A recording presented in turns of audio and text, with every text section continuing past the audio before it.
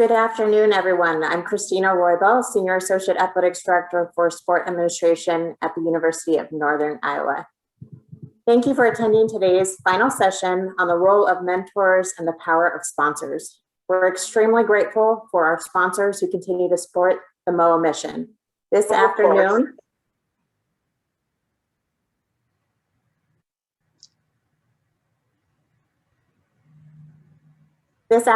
we would like to welcome one of our sponsors, Husch Blackwell, to the symposium for a few words.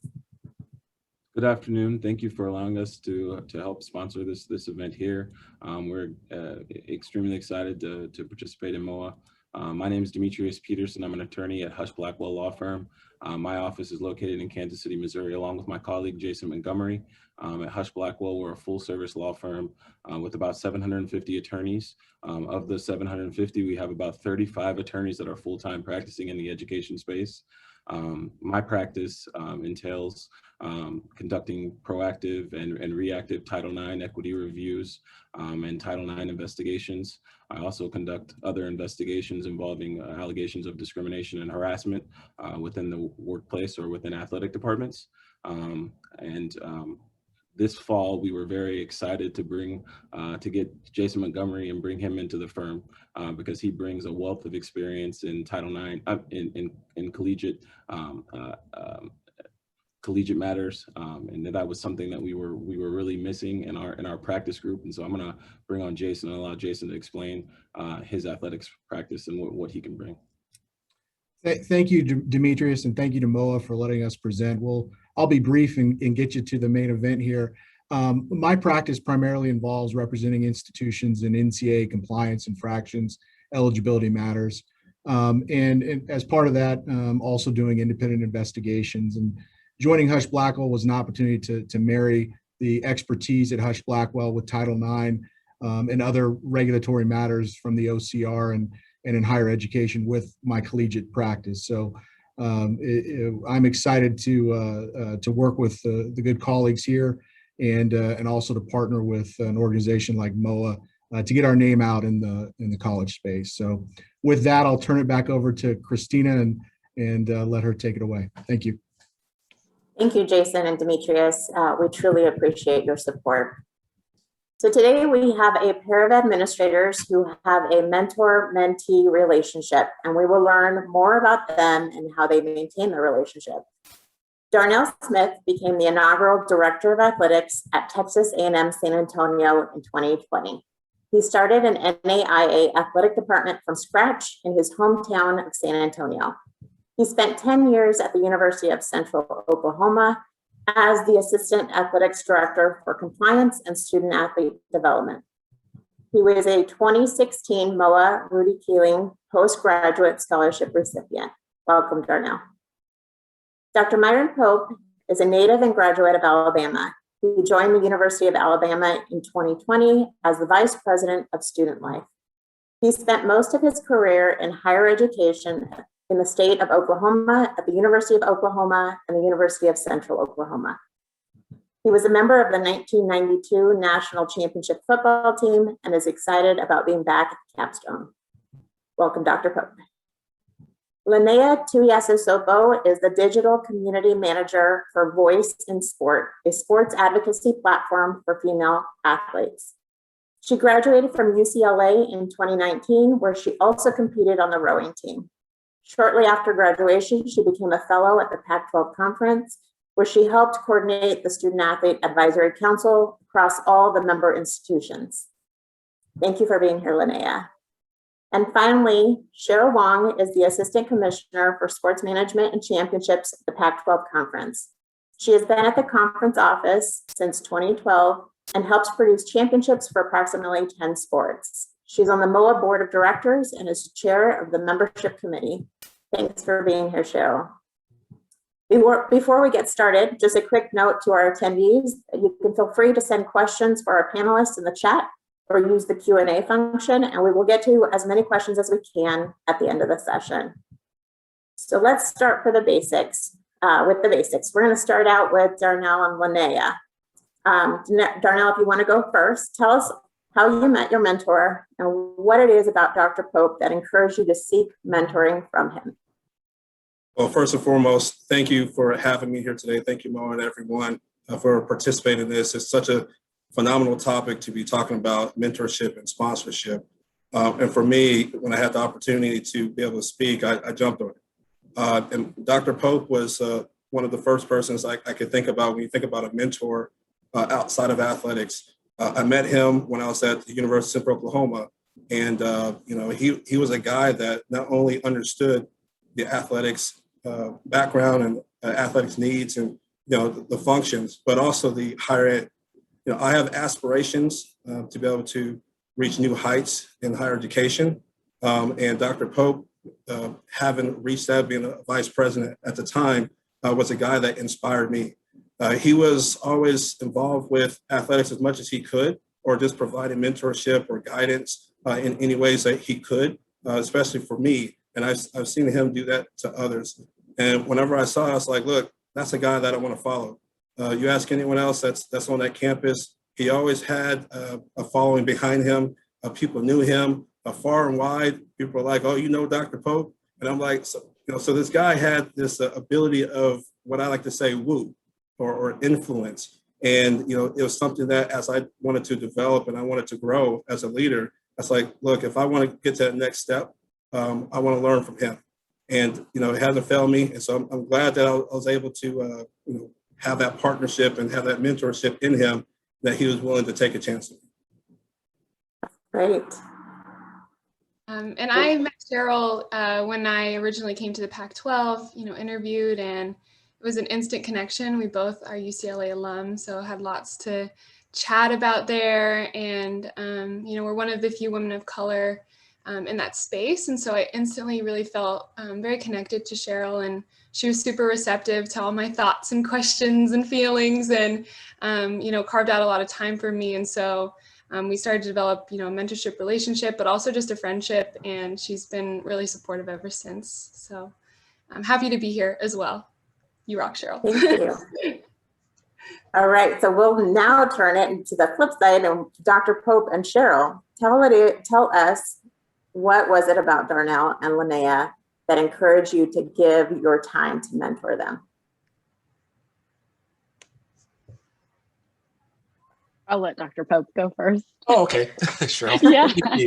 Well, thank you again to Moaa for allowing us this opportunity. I have thought long and hard about this. I think about the people who I selected as mentors, both formally as well as informally, and the way the opportunities that they provided to me in terms of opening doors and guiding me to this point. And I had one mentor who Darnell will appreciate, our previous president, Dr. Don Betts, who used to always say, leave the woodpile higher than you found it. And, there were so many people who were instrumental in terms of me getting to this point. And I'm always thinking about what can I do to, return the investment that people have made in me. And so, Darnell talked about, me having a following. I wouldn't necessarily say it was following, but, I always tried to make sure that I, looked out for people who I saw a great deal of potential in, and certainly people who had similar backgrounds. As an African-American male, it's sometimes in terms of looking across the higher education landscape, we're far and in between. And we're an African-American male who had participated in collegiate athletics, and knowing a little bit about, I remember very well watching him play, which makes me very old, but I remember watching him play, and I was very happy to see him on campus at the University of Central Oklahoma. And I wanted to do all that I could in terms of investing in him to help him to be successful. In my capacity at that point in time, I supervised athlete, eligibility, initial eligibility, as well as the financial aid process for student athletes. And so we ended up engaging with one another quite often. And I was very happy. Again, I didn't want to intrude, but certainly when he asked me if he could come by and talk to me, I certainly want to open the door for him, because he seemed like he has done very well professionally and presents himself very well. And I want to do all that I could to make sure that I provide with him with everything I could to help him to continue to be successful. Thank you. Cheryl, you want to jump in? Yeah, so again, like Lanea mentioned, got to interview Lanea as part of hiring for kind of a full-time kind of internship position. And so even in that process, she hates this story, but just her energy, right, captures you. And then more than that, she had a detailed like recommendation plan on what she hoped to learn in her year at the Pac-12, like kind of a bound presentation during the interview process.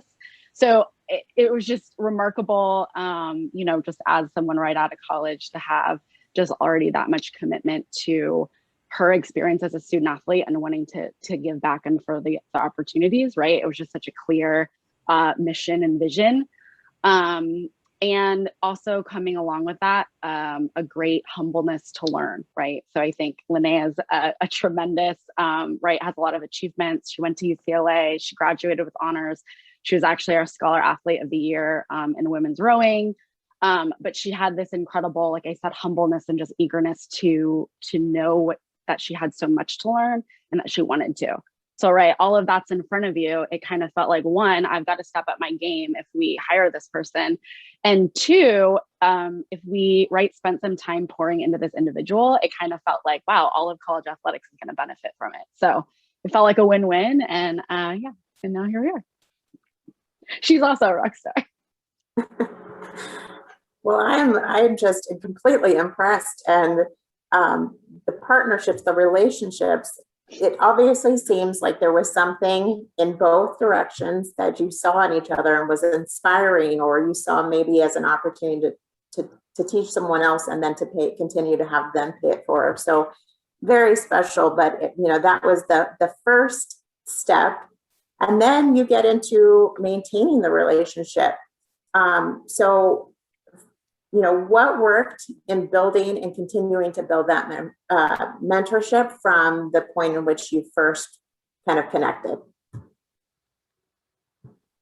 So I'll go ahead and I'll jump in for this one.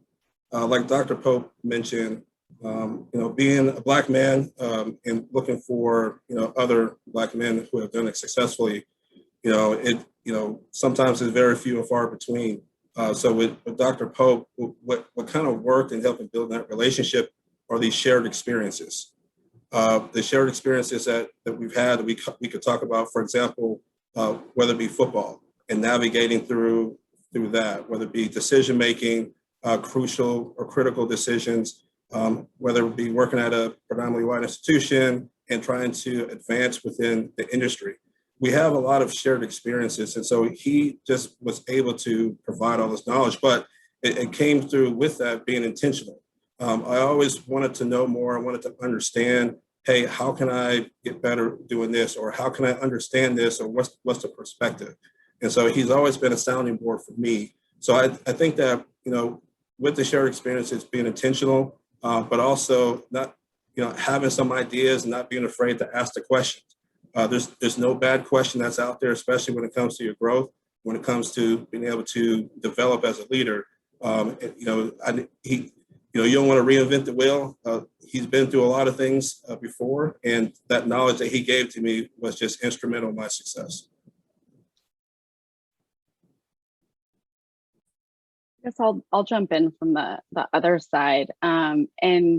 And also, right, like in our relationship with Lanea, again, we did hire her, right? So there was some supervisionary aspect versus having someone outside potentially of your organization or even out of kind of your direct line of report. So what I would say also to encourage, you know, those potentially watching is even in that role, or maybe especially because, right, you've hired this young person, I benefited greatly from mentorship from direct supervisors. And so really believe that that's part of kind of the role responsibility of hiring people, especially young people who are trying to get in the industry and further their careers. And so it's really intentional. You know, it takes effort to mentor and to get to know people and to really form those connections that we're all talking about. And so I have the opportunity to kind of host our interns with my colleague, Chris Grant. And he and I, when we know who's coming in, we talk about what makes sense from diversifying experience, from giving people the opportunity to, so in our case, we had a male and female fellows at the time, and thought maybe it could benefit from cross supervising so that there could be a less supervisual space for Lanea and I to maybe connect on some other stuff in case at some point she felt comfortable or was in need of kind of what Darnell's talking about, a little bit more shared experience. So that's all to say, I think, including projects we worked on, where we would intersect, so that we could start to build, like I said, that trust factor that I was committed to her learning and her as a person. But it takes intention, and it takes, I think, effort and thought. And so kind of just another call to, I think in a lot of mentor-mentee webinars and conversations like this, it's a little bit about how a mentee finds a mentor. And this is another just, I guess, reminder and commitment from the other side. Mentors should be committing to that next generation, especially in this space. We want to grow, more minorities who feel comfortable getting into the space, in all forms, people of color, all of that. And so, again, commitment, intention is a big part of it, I thought.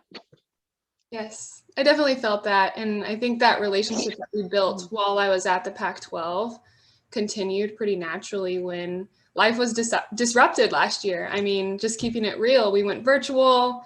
It was kind of hard to maintain that in-person, banter or relationship. And Cheryl and Chris Grant were extremely intentional about, we're going to continue this program.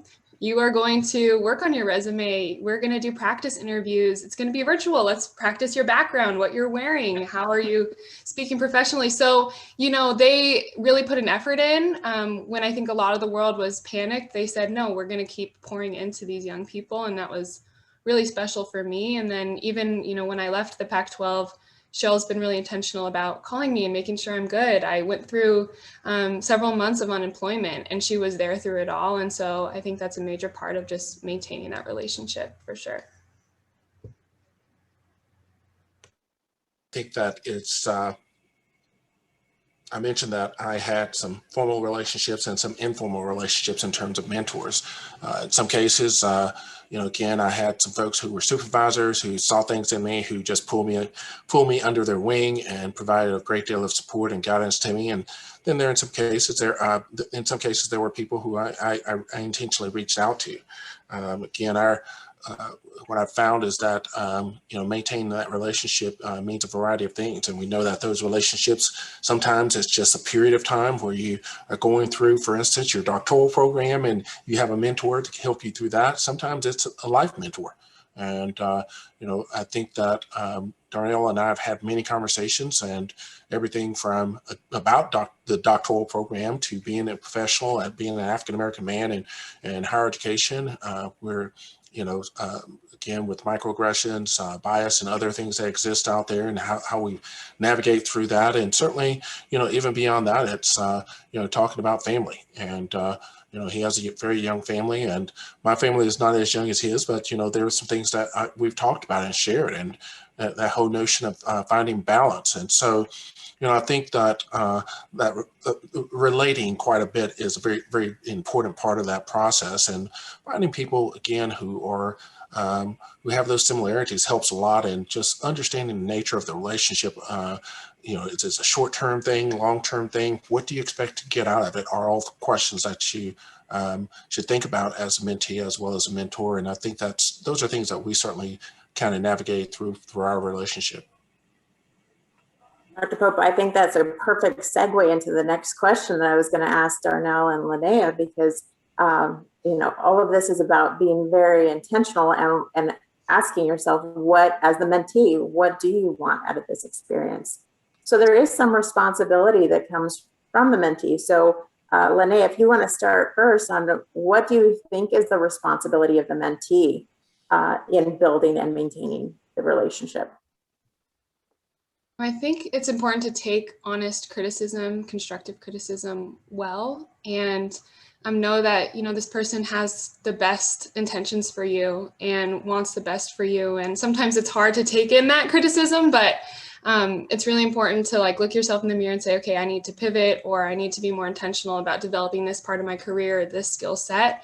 And so I think that's part of it, and they want to see that growth. So being willing to invest in yourself and in that relationship.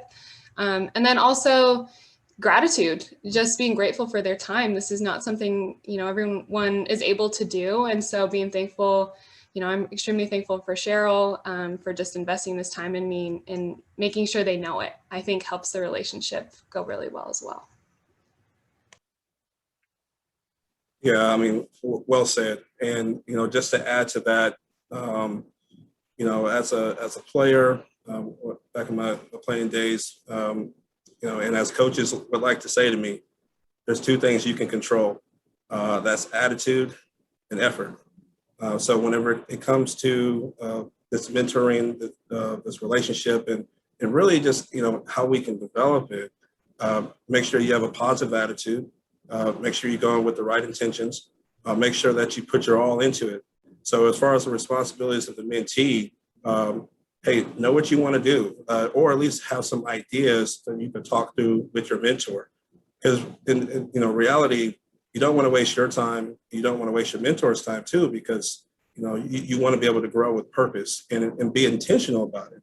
Again, don't be afraid to ask any question, because all of this is for the purpose of helping you grow. And so, those are the things that I've taken along with me. Everything that I do, I like to do with great purpose. I like to do it with intentionality. Want to make sure I have a good attitude.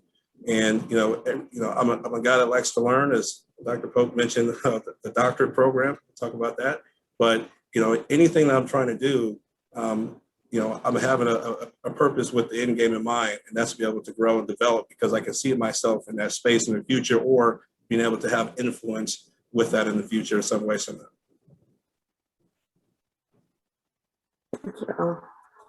So on the other side, for our mentors, what are some tips and strategies for mentors to help develop meaningful relationships with the mentees?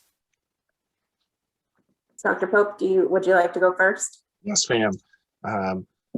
Southern boy, I'm always thinking, ladies first, Chris. I think that one of the things that I had to force myself to do, I wanted to mentor. Again, I felt like it was my way of giving back, again, based upon everything that have been given to me. And so oftentimes I would see Darnell and across campus and meetings, et cetera, and it's like, hey, when are we going to get together? And one of the things that I had to intentionally do was to commit the time. And we had a set time that we would get together. And sometimes that, things would happen, and we weren't always able to meet at those times, but we at least had a set time. And I think that for a lot of mentors, that's one of the things that they have to think about initially is, do I have the time to truly commit to this and provide the level of commitment and support that the mentee needs? And so, once you make that decision, it's incumbent upon you to make sure that you commit that time. And sometimes it's a meeting where we're sitting down, across from one another at a table. Sometimes it's grabbing lunch or coffee. And again, it's finding time to make that happen, because again, you don't want to commit to something and not be able to follow up and provide the support that you need for those for that young professional. That individual is looking to you, and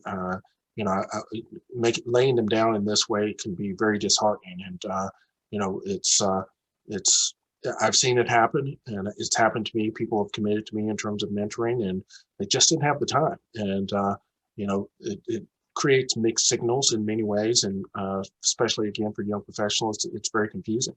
So being able to make sure that you have the time and energy and the desire to do this is something that's very critical in terms of deciding to take on this responsibility.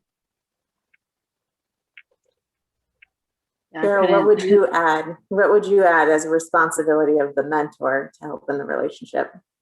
Yeah, no, I couldn't have said it better. See, that's why I wanted Dr. Pope to go first. I see what's going on here. I mean, on that, I was going to say something very similar, but, being honest with yourself and the other person, right? And it does have to do with that. that time and energy to, right, we keep saying it, pour in and be intentional. And so I've been in situations where I've been, right, asked kind of to be a mentor to someone, and it's like, hey, can I call you, once a week? And I'll just be right, very honest, like, how about we, how about we start with email exchange? How about we start with, right, if we're not in the same place to be able to get lunch or share a meal or have a meeting, right? And I think, like I said, being really upfront and honest about what that time looks like, so that the mentee, like Dr. Pope is saying, it's not confusing why someone said they could or would or wanted to potentially help, and maybe they're not able to. I think that also comes into, I think by nature of a mentor and mentee relationship, there tends to be this sense of, I have all this knowledge and can help, right? But I do probably a lot more sharing than Lanea ever wanted to hear. But I'll get to the point where I'm really honest about, hey, I'm giving you this advice because here's the ways that I messed up. And I think, or didn't navigate this correctly, or here's what I learned through my time. And I think that openness and transparency, hopefully, again, just strengthens the relationship and the trust. And then, right, it becomes kind of a solidified, growing friendship and relationship. So it all just comes back to kind of honesty, so that there aren't kind of mixed communication messages, intentions. But time is a big one, for sure. I really like that, because I think if you aren't open and honest, sometimes you can get set out on the wrong foot. And we want these mentor-mentee relationships to be strong and go forward from there. A question for any of our panelists: why do you think it's important for mentees to develop and maintain relationships with mentors both in and outside of athletics? I'll go and I'll jump in on this one. So with Dr. Pope, for example, he is outside of athletics, but he is still associated with athletics because he has a passion for it. He wants to see student athletes as well as students grow and prosper. As a leader and as an athletic director now, I also too carry on that same perspective. Now, you want that diversity of thought. You want that diversity of understanding to be able to inform decisions. So whenever you get myopic thinking, if you get like tunnel vision, sometimes you may miss out on other ways of assessing the situation or other ways of understanding. So I do think that look to your campus. How well do you know the custodian crew or the grounds crew? How well do you know your dean or your faculty? I will say this too, especially as you're trying to advance, the more you know on your campus, the better you are as a leader, in my opinion, because you bring that diversity to it. And not to say you're an expert in everything, but you can have a general understanding of how things function or how things work. And I just want to meet people. Everyone has a story, everyone has an experience, and I want to understand that just because it's interesting to me.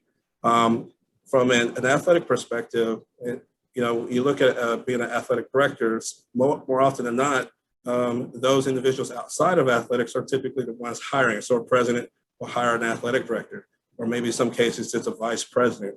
So to be able to expand your range as far as like mentors that may be able to help in advancing in the industry too, especially in higher education, where a lot of emphasis is on the academia side, it can just help you as being a leader to be able to have that eclectic perspective.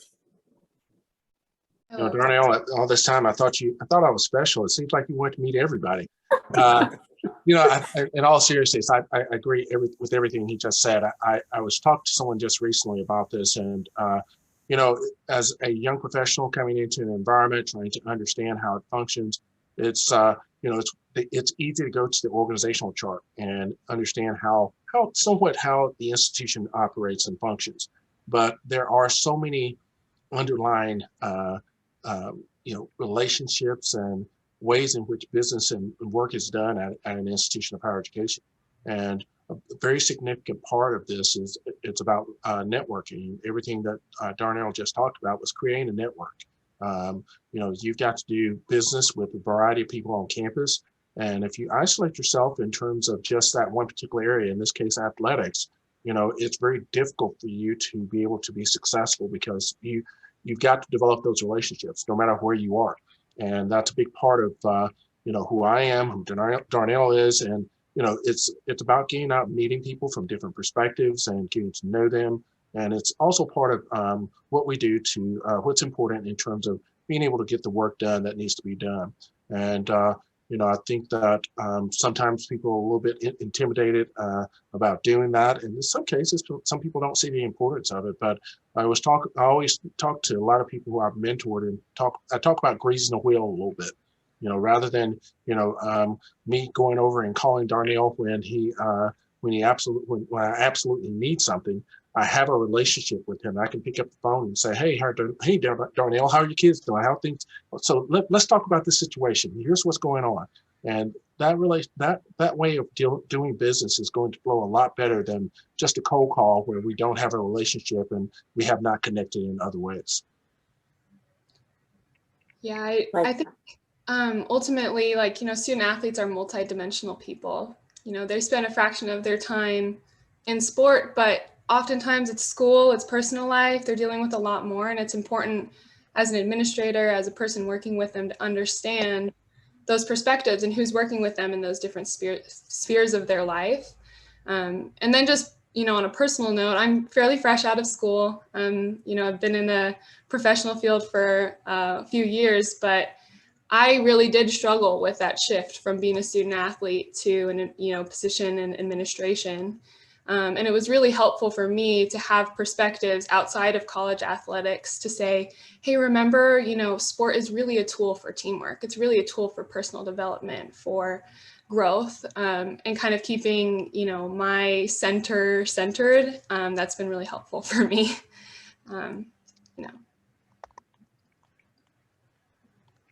Just add one last note from what everyone said, and that's just also, I think when people think about a career in sports, kind of the traditional jobs, come to mind, college athletics, or if someone is a student athlete, especially, or, people have their favorite pro teams and whatnot. And, this is what we learn about life just as we move through it. Like there's so many things that we didn't know about when they asked us, what do you want to do when you grow up? And there's so many ways that, like Lanea just said, sport and what it touches and how it changes the world and how it can grow business and how it can do all those things. There's a lot of different opportunities in there. And so exploring those other kind of avenues outside of either purely athletics, you have no idea how that may come, full circle. And just, again, kind of like Darnell even started with, just diversity of thought. And that balance of us getting outside of our bubble. Because I think we can all say too, right? Being in athletics sometimes can feel all consuming, right? It's what we're passionate about. It's what we do on the weekends. It's what we do morning, kind of noon and night. So just all of that balance and integration of outside influences.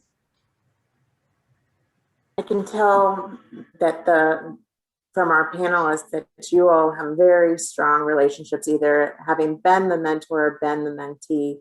And I'm sure that you have, I can just tell, you're just dynamic individuals with tons of insight that I know that you have become a sponsor to someone, taken that level of the mentorship to the sponsorship. Cheryl, do you want to start? My question is, how do you know when it's time to take that relationship just a step further, and maybe let the attendees know what the difference is between a mentor and a sponsor? Yeah, been giving this some thought. So I think we've talked a lot about mentorship. We talked a lot about that relationship building, that just kind of, guidance back and forth as we navigate kind of careers. And I think the thing that sticks out to me about sponsorship is that it's kind of happening when that person isn't in the room, right? So mentorship is me one-on-one with Lanea. We're talking about what's going on or what she wants to do or what she can work for, strive on, and all that stuff, right? And sponsorship is when I want to help advocate for her in a space where she maybe didn't even know, right? So it's things like panels. And again, shout out to Dr. Nene for being my sponsor, right? And saying, who I want to be on a panel, or do you know who I want to? It doesn't always have to be for the next job. It's really, for me, like those really great conversations that are happening in rooms that you're not even in and you don't even know about, to just get that person's name kind of circulating and in conversation, and help people know who they are. So it's like, may not be that, something may not come of that first conversation. Like I said, when I'm in a room with, I'm at a NCAA soccer game and I'm sitting with two SWAs and, another commissioner from a different conference, and I somehow am able to bring up, this up and comer, can't wait to see her next spot, or the great work that she's doing in advocacy for women's sports. And actually that happened with Lanea and I, where it was something completely kind of separate, and was able to connect, just so they can start to talk and she can help build her network. So I think that's kind of a key difference in sponsorship and mentorship. And I think that as a mentor, if you are working with a mentee and you believe in them and they're doing the work and so are you, and after time, you want to talk about them, right? In the same way that you want to talk about great work and great colleagues and whatnot, right? It should come fairly natural, in my opinion. Anyone else want to talk about sponsors?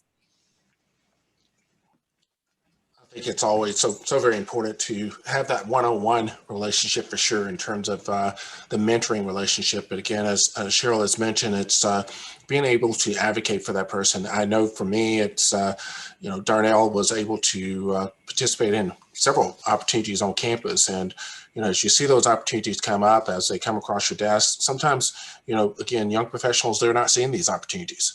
And so opening the door for them in this way is, certainly part of the mentoring process, but also, pushing them, providing for them opportunities that they possibly might not see in themselves, or number two, they might not see at all as a potential opportunity because it doesn't cross their desk. And so, I think that mentoring is one part of it, but the other part of it is, every now and then I would nudge Darnell and say, okay, we don't want you to leave the University of Central Oklahoma, but there's a great opportunity down the road at XYZ University that, and we had those types of conversations. And, again, even from his perspective, it's coming back to me and saying, hey, I'm looking at this opportunity. Will you serve as a reference? And so that nature, the difference between, mentorship and sponsorship certainly is just that step further in terms of not only being there for that individual as a mentee, but also serving as an advocate for them in various capacities, both internal to, the relationship, internal to the institution where you may be, and certainly beyond that in terms of looking at opportunities and things that will help them to continue to grow. And I'll just add to that, when we talk about sponsors, first I'll take the opportunity again to thank our sponsors for this segment with Husch Blackwell. It's something that is mutually beneficial for the mentor and for the mentee. And I do agree with what Cheryl was mentioning. Sponsorship is that's when you're not in the room with that person, but yet you want to also advance, you want to advocate for them, you want to be able to speak for them, to be able to help them. Because when you help them, you help yourself. And I go back to a quote from Alfreda Goff and others, but I heard this from Alfreda where she talked about, each one reach one. And that's one of the ideas about the sponsorship, is that, the mentorship, the one-on-one, absolutely. But, at the end of the day, when you're not in the same room, or if that person's across, the country, what have you, do you want to be able to now help that person advance so that then therefore they can remember that and then also, carry on that same effort? Again, I get back to the concepts of attitude and effort.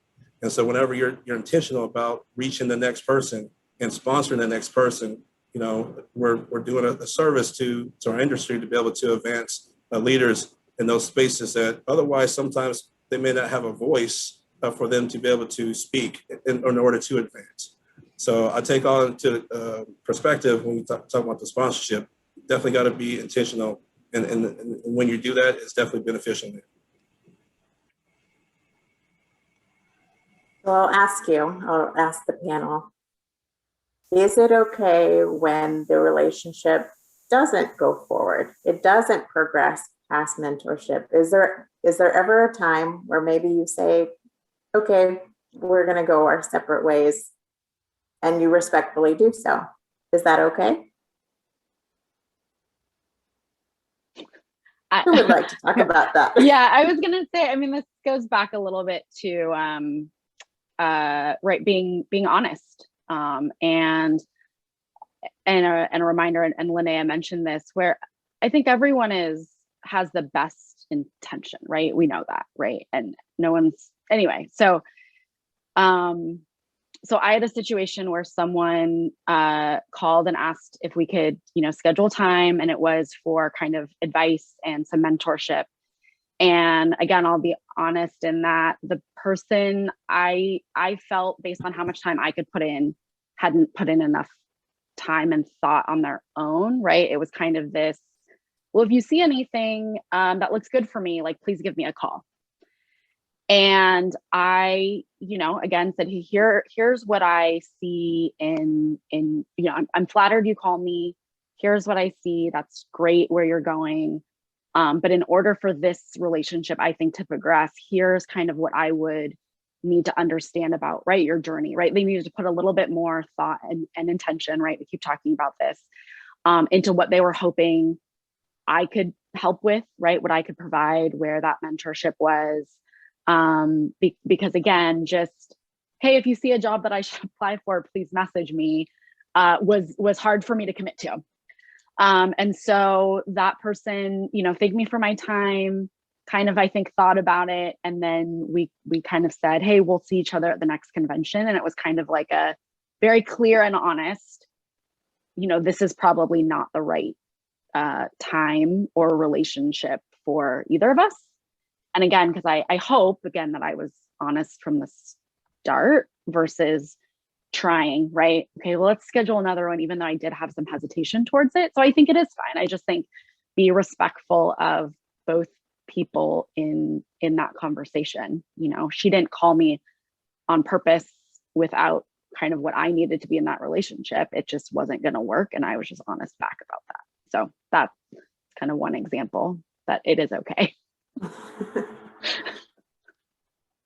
All right. I have I mentioned doctoral programs, and serving as a faculty member previously, there were situations, again, a big part of that process for someone who's chairing a committee or serving on the committee is the mentoring part of it. And again, I've done that on many occasions, and essentially what that entailed was, okay, I'm going to get you through this doctoral program. And that's not to say that, again, we don't have a long-term relationship, but for some people, it's like, okay, just get me through this process. I'm trying to get through from A to Z and move on with my life, but you will help me and mentor me through this process. And so on the front end, sometimes it's, again, very important to set those parameters, what the expectations are, and know it very clearly what, what is expected from the relationship. And it's not disingenuous by any means to do that. Like I said, sometimes in many cases, it's ends up being a long-term relationship, and much more. It starts to move to different phases of life in terms of mentoring beyond that stage. But initially, in some cases, it's very important just to be very clear about what this is all about. We are going to serve in this capacity together over this period of time, and that's what's important. Help me get through this process, this phase of my life, or this part of my career that I'm dealing with. Yeah, and one thing I'll add, so anyone that I would consider to be a mentor, it's a relationship that has been intentional and it works out. However, individuals that, may not, let's just say if they don't want to serve as a mentor or have that, or they don't have the time, I still learn from them. So, I'll watch kind of what they do. I'll learn from some of their actions. I'm still learning. And so sometimes I've told people before, like, hey, you may not know this, but you're my mentor, but you may not have known that you were my mentor. I just want to introduce myself. So, because, again, it's about being intentional about your growth. It's being intentional about what you want to get out of anything. So education is key. Your effort is key, and your attitude is key. So even if someone may not have the time to do it, still find a way if you feel like you can learn something from that individual. Lanea, did you have something to add to that one? Yeah, I was just going to say it comes down to protecting your time and your energy. And so if someone's not willing to invest in a relationship, it's okay to move on and wish them well. And sometimes you learn the hard way, but I think that's part of growing. And I've had a couple of those situations, and I'm thankful for them too, for sure. All right, I want to give us some time to see what our attendees have asked, what questions they have asked. But before we jump into that, just briefly, if you could each tell me the best piece of advice that you've ever received from a mentor, or a piece of advice that you would give to our attendees about being the best mentor, the best mentee for others. Lanea, since you're up on my screen, you can start first. Awesome. So I tend to overthink things. I'm a big Cheryl's laughing because I overthought things a lot with her. But I remember kind of the best advice I ever got was just indecision is a decision. Sometimes you just have to make a choice and go with it and dive in and pivot from there. And that's been really helpful for me in making both career choices and life choices. So that's something I would want to pass on to everyone listening for sure. Yeah, I'll follow that, and I'll give you two. It's okay to make mistakes. It's okay to fail forward. And then the other thing too is, keep a board of directors, or keep a diverse group of individuals that you can learn from around you. So the support that you have is going to be able to help you get to the end of the road and accomplish your dreams that you want.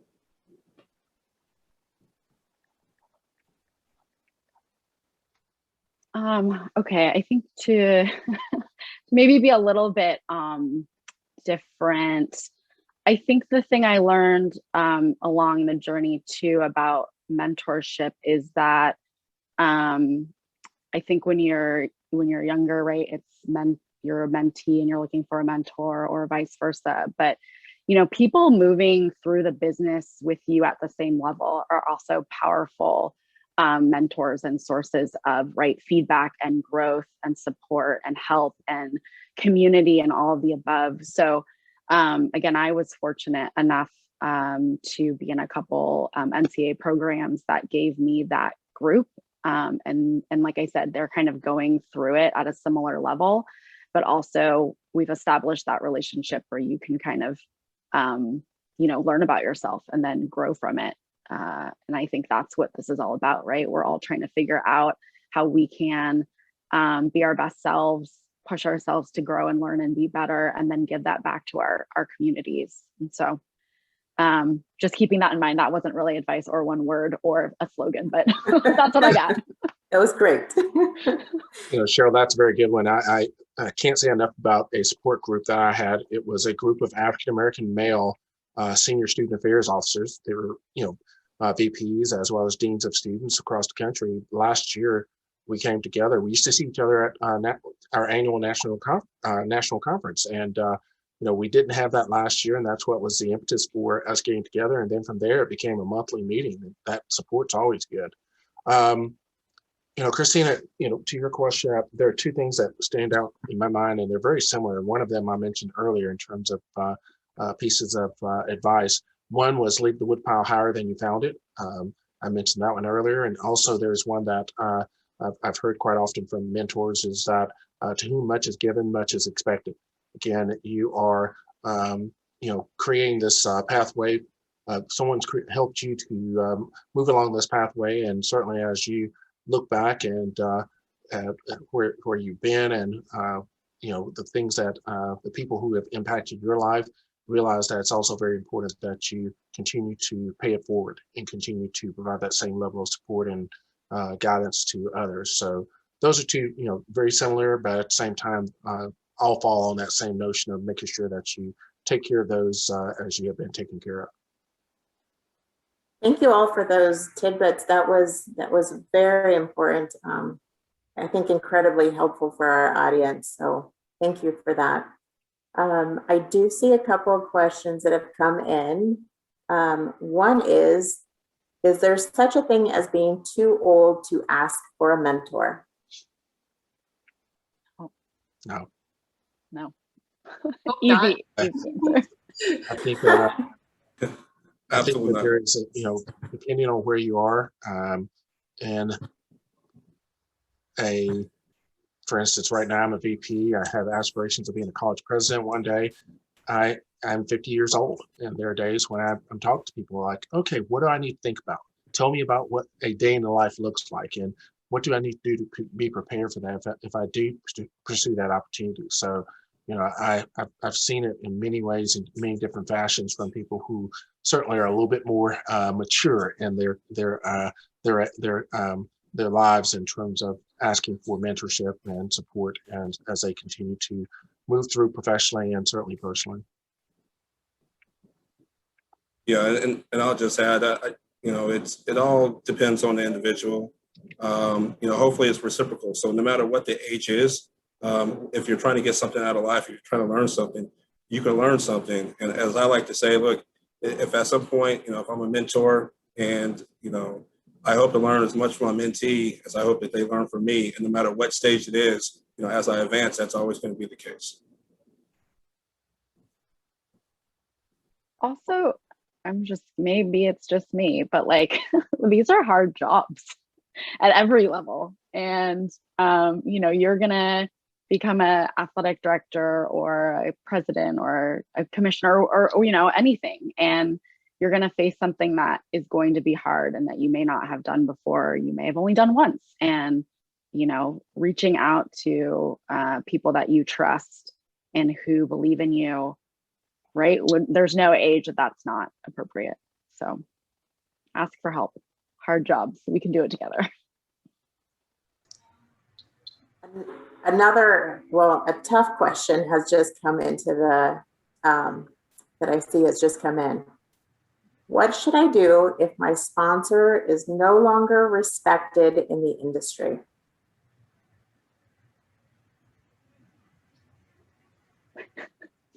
Silence. Cheryl, I keep thinking back to when you talked about being open and honest, and those kind of, honest conversations. Anybody want to take that one? Well, I'd ask why are they not respected?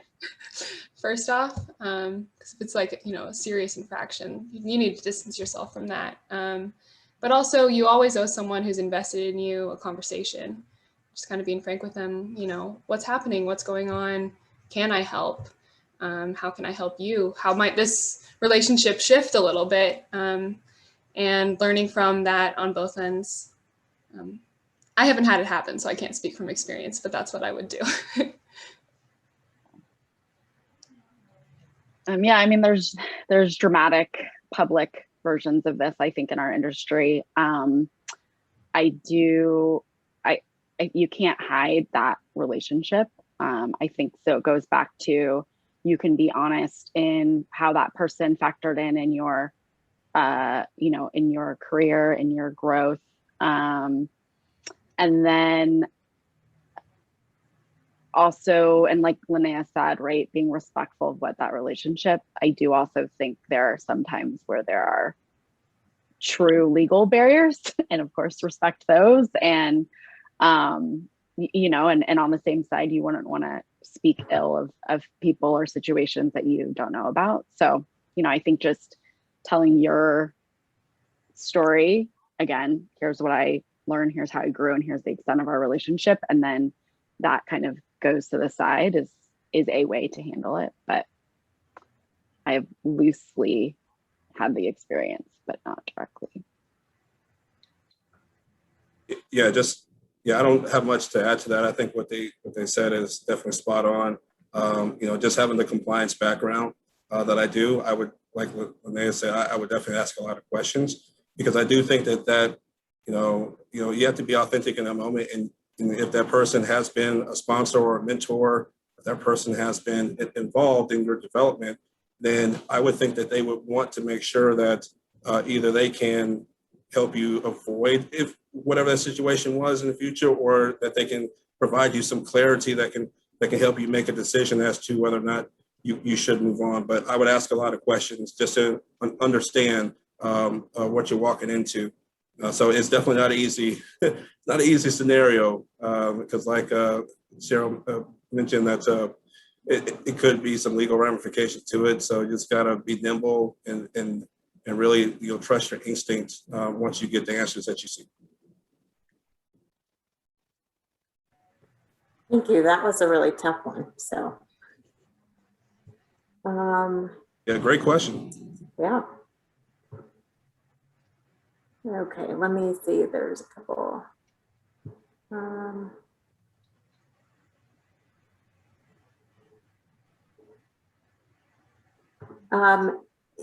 Let's see. I have one here. I'm trying to see if I can get it.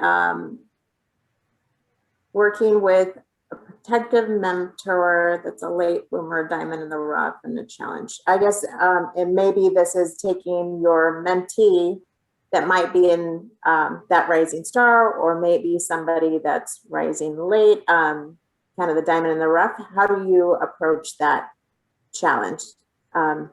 Everyone's coming in with different experiences, and how would you work with a variety of different type of individuals?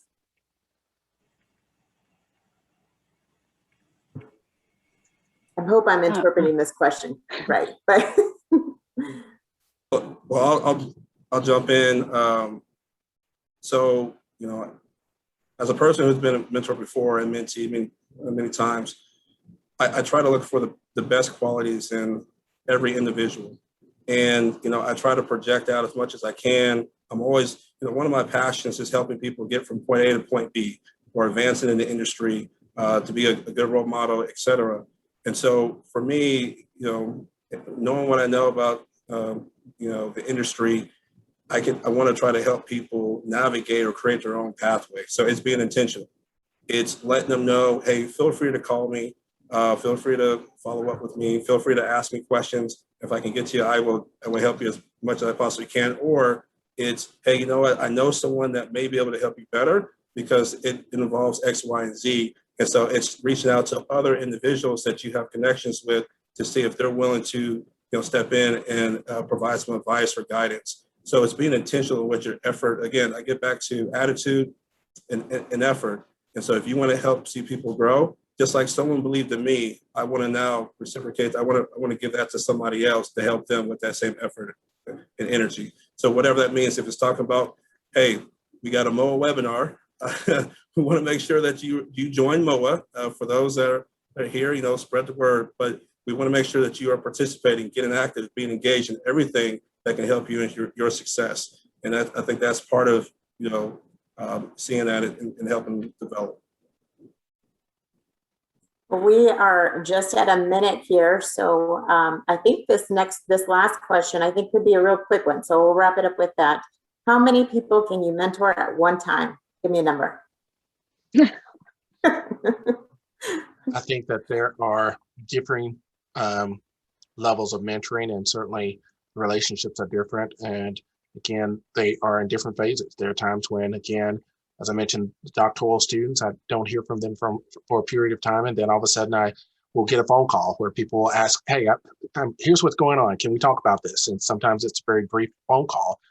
Then there are relationships that are much longer. So it just depends on the individual and what the expectations are. And sometimes people can go in and out of life here and there. I think that was well said. All right. Well, thank you so much to our panelists today. This was very informative. You each gave us some great tidbits to put into practice as we go on to mentor or be a mentee and develop those relationships. And then also how to be an effective sponsor. I'd also like to thank Husch Blackwell for sponsoring today's session. And please join us tomorrow at 4 p.m. Eastern for our Day of Balance. Tomorrow is our final day of the symposium, and you don't want to miss the first comedian to participate in a Moaa symposium and our first virtual reception. We look forward to seeing everyone tomorrow at 4 o'clock. Take care. Thank you. Thank Thank you. you. Thank you. Take care, everybody. Take care.